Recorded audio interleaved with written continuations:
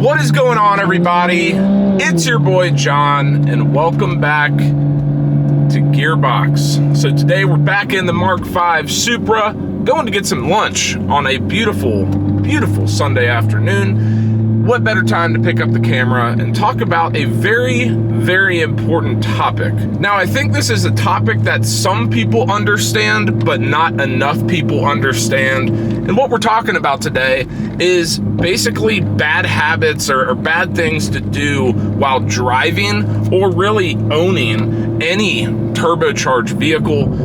This is especially emphasized when we're talking about a sports car and, harsher driving than just your standard EcoBoost truck or something along those lines. But without further ado, I'm going to give you some tips and tricks on driving and maintaining a turbo vehicle. Hopefully, if you don't know, now you'll know once we talk about it. But without further ado, let's get right into it. Starting off with a pretty simple concept that really should apply to all vehicles, whether it's forced induction or naturally aspirated, and that is don't drive on a cold engine, or at least don't drive hard. Give your vehicle some time to warm up, get up at least close to operating temperature, if not at operating temperature, and then you can drive.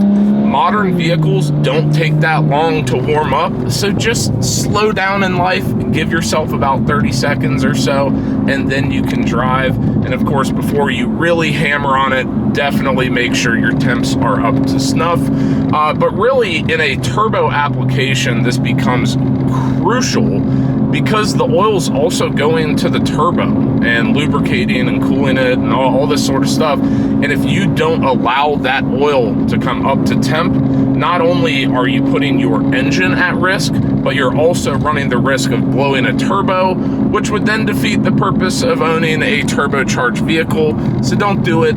Let your engine warm up, and you can thank me later. For number 2 on this list, we're actually talking about quite the opposite in some way, shape, or form, and that is don't just shut your car down right away after some hard driving. Give your vehicle time to cool down, let the oil, go do its thing and whatnot. What we're worried about here is if you are just banging on your car and you're hot and, oil's in the turbo and the engine everywhere, if you shut your car off right after that, you'll start to develop oil deposits in the turbo, which can cause issues from a longevity standpoint of the lifetime of your turbo.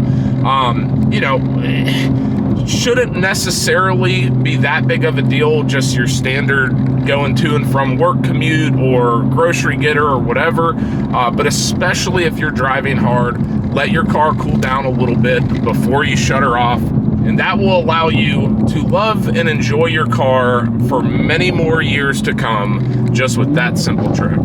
For number 3 on this list, we are definitely getting into territory of something that does not apply to naturally aspirated vehicles and definitely applies to forced induction. What we're talking about for number 3 is don't lug your engine. Now, what does that mean? I'll give you an example. Right now, we are in 4th gear, cruising at 43 miles an hour, which puts us at about 3,000 RPMs. That is a completely fine range of RPMs to go ahead and step on the gas a little bit if we need to for whatever reason. Now compare that to if we go ahead and shift into 7th gear at 43 miles an hour, we're currently only at 1,400 RPMs, and you might be able to hear it through the mic. This is not the time to hammer on the accelerator and try to get up to speed. You're just not geared appropriately for it. If you decide to lug your engine, you're going to essentially cause pre-ignition, potentially causing damage to your engine, and definitely giving your engine carbon deposits. The way to avoid this is drive your car like it's meant to be driven. What I mean there, upshift and downshift accordingly. If you're getting up to speed and you want to cruise at, 3,000 or 4,000 RPMs, shift.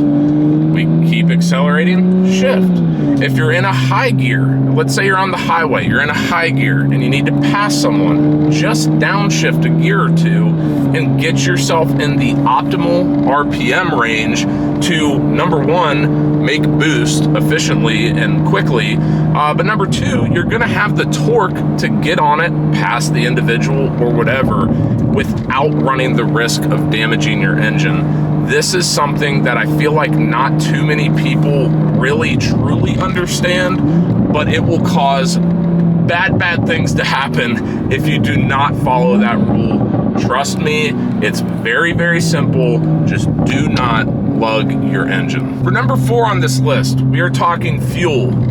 Please put the appropriate fuel, octane, into the vehicle that is either, one, requested by the manufacturer, as in a stock tune, or two, if you get tuned on 93, don't cheap out and put in 87 or whatever. It seems pretty simple, but I've seen so many people, and typically non-car folks, but people nonetheless, who are just like, well, I don't have the money, so I'm just going to put in the cheaper fuel, when their vehicle states on the gas cap, you require 93 octane. This is such an easy thing to avoid. Just do it. It's really not going to save you that much money in the long run. Trust me, not hard. But in doing so, if you do not put the correct octane fuel into your vehicle, you're running the risk of engine knock as well as premature wear on the turbo in your vehicle. Like, all of these things sound very simple coming out of my mouth, but so many people don't abide by these rules. And at the end of the day, you're just waiting for your vehicle to blow up. Now, will it blow up the second you put the wrong octane in? No, of course not. It's gonna run, but just don't do it, please. Very simple. Hit the right button. That corresponds with the octane on your fuel cap. That corresponds with the octane at the gas pump. Boom, you're done. For number 5 on this list, we're talking oil. Do not overextend the amount of miles you have from your last oil change. Or 2, don't use shitty oil.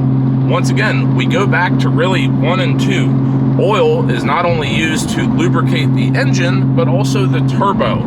If you are not lubricating the turbo, just like your engine, shit's gonna go wrong. Bad things happen, things go boom, and you can no longer drive your vehicle.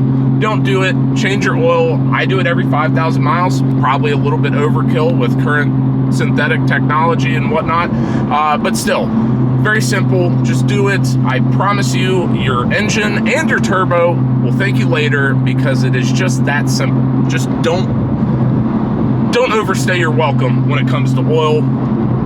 Bad things. For the last slot on this list, we are talking cooling. Please pay attention to the operating temperatures of your vehicles. 9 times out of 10, they're gonna fall within the standard range that they always do based on the OEM specs and the owner's manual and all this sort of stuff. But if you notice that you're running a little hot, do not continue to run a little hot.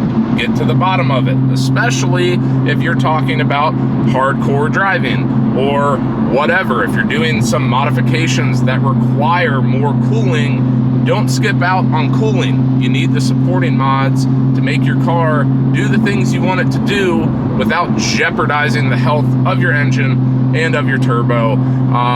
Overheating's obviously simple. It happens, or can happen, to all engines, not just forced induction. But once again, since we're focusing on turbos specifically, overheating can cause warping and cracking in your turbo, which of course is not exactly what we're after when driving a turbo vehicle.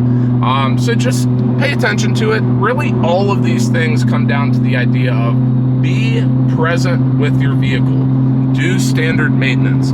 Understand how your car works and what you need to do to optimize the engine or the platform that you're working on. None of this is difficult, but these are all things that I promise will help you and anyone else in their time owning a turbocharged vehicle enjoy the vehicle for as long as humanly possible. So guys, that's gonna do it for another episode of Gearbox. If you have any other kind of tips, tricks, whatever, when it comes to turbocharged vehicles, drop them in the comment section down below. If you like this video, please give it a big fat thumbs up.